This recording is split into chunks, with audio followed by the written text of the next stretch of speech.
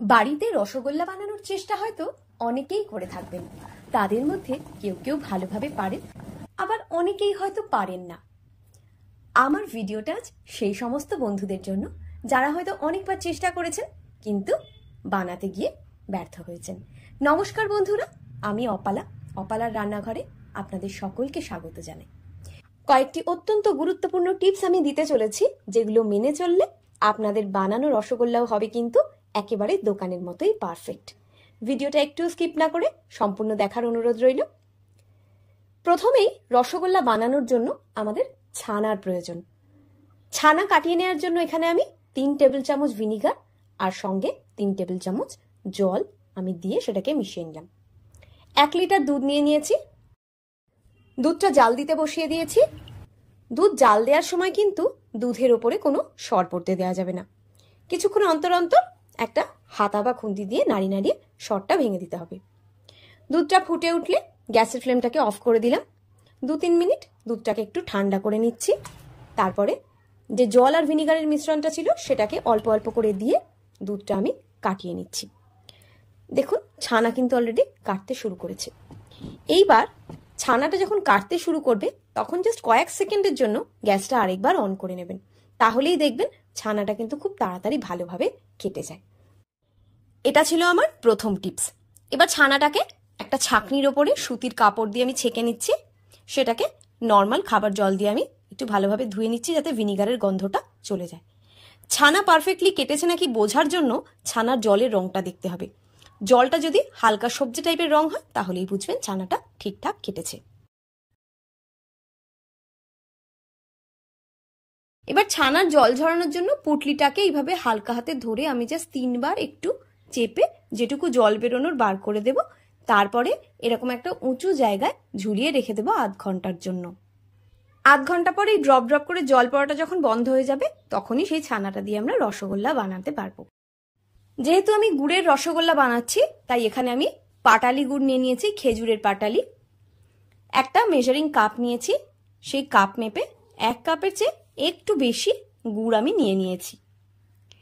গুড়টাকে একটা বড় কড়াইয়ের মধ্যে আমি নিয়ে নিলাম। এখানে আমি ওই একই কাপের 6 কাপ জল এর মধ্যে দিয়ে দিচ্ছি। বা আপনারা চেষ্টা করবেন যে পাত্রে রসগোল্লাটাকে ফোটানো হবে সেই পাত্রটার অর্ধেকটাই পুরো জল দিয়ে ভরে দিতে। এতে জল কম হওয়ার কারণে রসগোল্লাটা কিন্তু কখনোই চ্যাপ্টা হয়ে যাবে না। এটা হচ্ছে আমার দ্বিতীয় টিপস। এতক্ষণে দেখুন আধ ঘন্টা হয়ে গিয়েছে। ছানাটা আমি নিয়ে নিলাম। ছানাটা কিন্তু খুব নরমই তৈরি হয়েছে। ছানাটাকে একটু হাত দিয়ে ভেঙে নিয়ে এবার হাতের তালুর এই জায়গাটা দিয়ে এইভাবে ঘষে ঘষে আমাকে ছানাটাকে একেবারে প্লেন করতে হবে। প্লেন বলতে ছানার মধ্যে এই যে দানা দানা ব্যাপারটা থাকে সেটাকে পুরোটা ভেঙে ফেলে একেবারে গোটাটাই একটা তালের মতন হয়ে যাবে এমনটা আমাদের বানিয়ে ফেলতে হবে। 3-4 মিনিট ধরে ছানাটা মেখে নিয়ে এবার এর মধ্যে আমি 1 চা চামচ কর্নফ্লাওয়ার দিয়ে দিলাম। কর্নফ্লাওয়ার দিয়ে ছানাটাকে আর একটু ভালোভাবে মেখে নিচ্ছি। এদিকে গ্যাসের ফ্লেমকে একেবারে লোতে রেখে গুড়টাকে আমি জাল দিতে বসিয়েছিলাম। গুড়টা কিন্তু এখনো আমার পুরোটা গলে যায়নি, এখনো গ্যাসের ফ্লেম লোতেই আছে। আর ছানাটাকেও আমি ভালোভাবে মেখে নিলাম আরো 2-3 মিনিট ধরে। তাহলে আগে 3-4 মিনিট ধরে মেখেছিলাম, এখন 2-3 মিনিট, ওই ম্যাক্সিমাম সব মিলিয়ে 6-7 মিনিট মতন আমি ছানাটাকে মেখেছি। এবার ছানাটার থেকে এইভাবে ছোট্ট ছোট্ট আমি লেচি কেটে রেখে দিচ্ছি। আগে সবগুলো লেচি এইভাবে তৈরি করে নিলাম। এইবার এগুলো দিয়ে রসগোল্লার বলগুলো বানানোর পালা। তার জন্য এক একটা লেচিকে এইভাবে হাতের মধ্যে নিয়ে আমি 8-9 বার এরমভাবে চেপে নিয়ে তারপর হালকা হাতে গোল করব। গোলটা বানানোর সময় আমাদের দেখতে হবে গোলটা যেন একেবারে প্লেন হয়। ছানার বলগুলোর গায়ে যদি ক্র্যাক থাকে বা দাগ থাকে তাহলে কিন্তু জলে দেওয়ার সময় এটা ভেঙে যেতে পারে। একেবারে হালকা হাতে ছানার বলগুলো বানিয়ে নিতে হবে। এক এক করে সব কটা রসগোল্লার বল আমি তৈরি করে নিলাম। এদিকে গুড়টা সম্পূর্ণ গলে গিয়েছে, গ্যাসের ফ্লেম বাড়িয়ে দিলাম। জল যখন এইভাবে ফুটবে তখন একটা একটা করে ছানার বল আমি দিয়ে দেবো একটু গ্যাপে গ্যাপে, একসঙ্গে সবকটা দেবো না। এইভাবে সবকটা বল দেওয়ার পরে খোলা অবস্থায় 2-3 মিনিট ভালোভাবে ফুটিয়ে নেব। তারপরে একটা ঢাকা দিয়ে ঢাকাটাকে একটু ফাঁকা রেখে মিনিট 5 ধরে ভালোভাবে ফুটিয়ে নেব। দেখুন রসগোল্লার সাইজগুলো কতটা বড় হয়ে গিয়েছে। এইবার একটা হাতার পেছন দিক দিয়ে এইভাবে একটু রসগোল্লাগুলোকে হালকা হালকাভাবে উল্টে দেব, দিয়ে আবার ঢাকা দিয়ে মিনিট 3 জন্য আমি ফুটিয়ে নিচ্ছি। আবারও ঢাকা দিয়ে মিনিট 2 জন্য আমি ফুটিয়ে নিলাম।